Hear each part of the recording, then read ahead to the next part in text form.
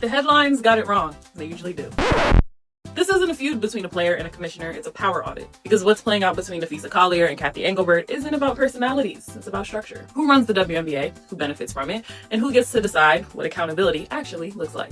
I'm Lorraine, your favorite lawyer. This is the first part of my two-part series in my rapid rundown, Who Runs the WNBA. Now, Napheesa didn't just speak out, she walked away.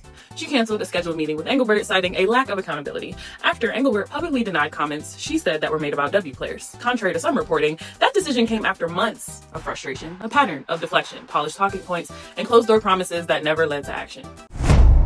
When Napheesa later appeared on stage with Vice President Kamala Harris, that wasn't about optics. It was a statement that private conversations had failed. What her refusal exposed goes deeper. It reveals that the league's power structure isn't built for accountability in the first place. Most people know this, but just in case you didn't know, Cathy Engelbert doesn't actually operate independently. The NBA still owns roughly 42% of the W, and most of the W's franchises are controlled by NBA ownership groups.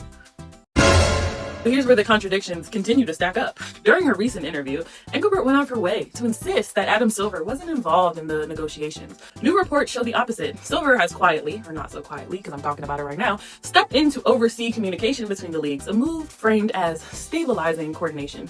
If Silver is now mediating league operations, Engelbert's claim of autonomy becomes impossible to defend. It means every major policy, every media negotiation, every player relations crisis still runs through the NBA's governance chain. And that's why the distrust isn't emotional, it's structural. You can't build accountability when the person promising it doesn't actually control the levers of power. And that's how accountability gets diluted, by making reform look like rebellion. When Engelbert finally addressed the controversy, she didn't confront that reality. She denied the alleged remarks and then pivoted back to salary increases as if that was the issue at hand. Players' demand has never been solely about a raise. It's been a real revenue share model and transparent reporting on where the money goes.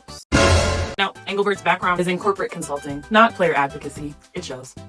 Every crisis becomes a communications plan instead of a policy fix. The result, a league that's fluent, depending on how you define fluent, in optics, but silent in action. Napheesa's refusal to meet wasn't a breakdown in communication.